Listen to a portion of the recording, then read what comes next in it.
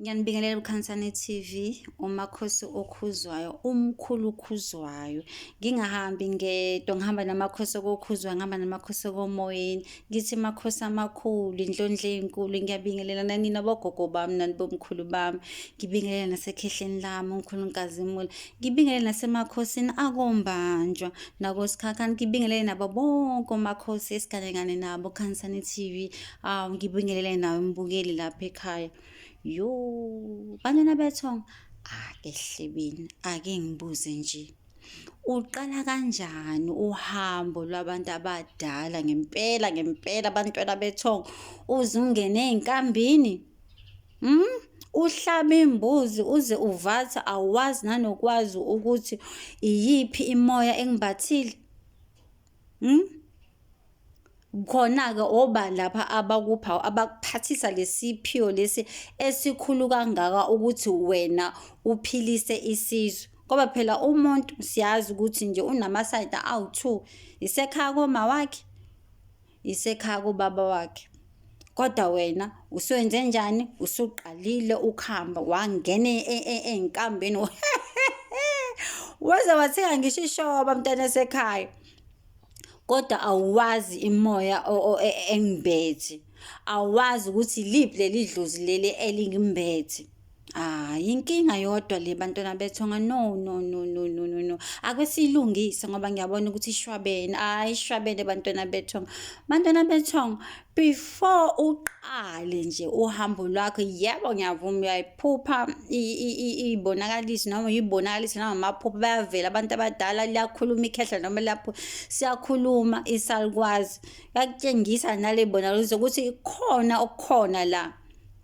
Kodwa before uqale konke nje ungene ey'nkambini isemanzini, phela qala bheka ukuthi obani laba bakuphathisa ngesipho esikhulu kangaka, la bantu laba bakuthembe kangaka, bakhetha wena, nibangaka kini, bakhetha wena nje ukuthi nje nangu umuntu esomphathisa lesiphiwo, nangu umuntu ofanele ukuphatha leli lifa lala ekhaya.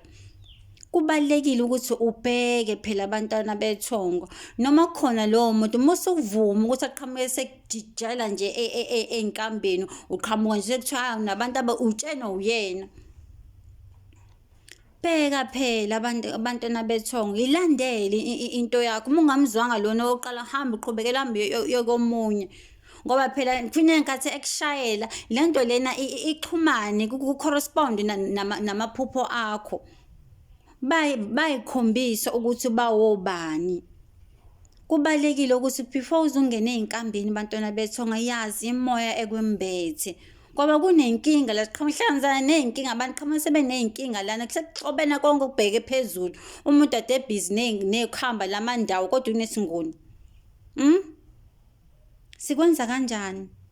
Ngempela uyangena uze ukuthi uphothulile. Waze waliphothula lelo khamba, hayi gogo ngalwenza ukuhamba ngaliphothula ba? Imiphi le moya lena wena kade uyiphothula? Wasike nje muthi uze wathenga nje naneshoba. Hayi bo bantwana bethonga, sehliseni umoya, singayijahi lento, asihambeni step by step, yonke into nesigaba sayo ethongweni. Kodwa engizokutshena kona nengifuna ukunazisa kona, ngicela niqikelele, ukuba uze ungene ey'nkambini lokho, qiniseka ukuthi uyazi ukuthi imiphi imoya ekwembethe. Obani laba bakuphathisa ngalesipho esikhulu kangaka, bakuthemba wena? Ngoba phela manje wena ugijima ungena ey'nkambini, awazi nanokwazi ukuthi imiphi le moya le, uzofaka inkinga phezu kwey'nkinga lezo obhekene nazo ezimele wena ukuthi uzilungise.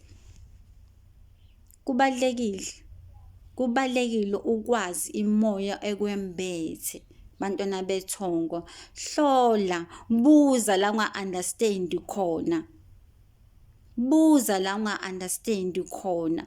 Ungasingavele sigijime ngoba kuthiwa ukuthi nalelo khamba odlayo futhi udle iy'nkamba ezi-wrong ongafanelekanga ukuthi uzidle. Kubalulekile bantwana bethongo, ngiyacela ukuthi siqaphelisiseni. hlola phela, bhekisisa, buza.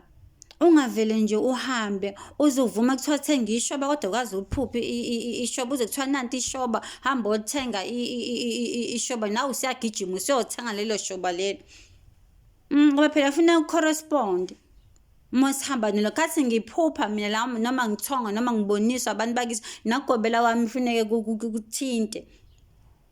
Athi noma mengitshena sebefikile nakimina noma ngimtshela sebefikile kuyena. Angaphuphi oyedwa sobabili asiboniswe. Sobabili asiboniswe. Asilungiseni bantwana bethonga. Ngiyayibona ishwabene idinga uku-ayinwa. Awukwazi uqala uhambo lwakho uthi yaqala awuyazi imoya ekwembetha, awuwazi nanokuthi ubani lo ngibetha, awuwazi nanokuthi iliphi lecala leli ngoba phela njengoba ngisho ukuthi umuntu unamasayidi awu-2 la sekhaya kobaba wakhe la sekhaya komalume. Azi ukuthi obani labo ohamba nabo, azi ukuthi obani abakuphethe. Ngoba nengizwa bengena ngithi ngiyabingelela amakhosini amakhulu angempethu, okhuzwayo, okhondlo, oqwabo yeye umpangazitha, osinda behlezi. Ngiphakamise nekhehla lami nasekhaya kobaba. Ngisukukhulu umoyeni bhejane undabula inkunzi yabhodla zamazama amazulu. Oba phela ngiyazazi ngimbethe mina esadini lasekhaya komalume nala khaya kobaba ngimbethe nginekhehla nogogo lasekhaya koma nangala ikhehla lasekhaya kobaba. Azi ukuthi obani, ubazi abantu bakho abangibethe. Kubalekile ngiyacela ukuthi nje sibhekisise abantwana bethongo, singasijahi, singaxhamazeli mesenza izinto, sibeke imoya phansi. Siyiqondisise lento lena, siluhambe kahle uhambe labantu abadala ngoba solokho sikhala njalo ukuthi siney'nkinga ngoba sijahe ukubahambela phambili singalaleli umuntu ekunikeza iy'nkamba athi udinga ukuhambela ukuthi nokuthi nawe usiyangena osayibhekisisise usayilandelisisi into.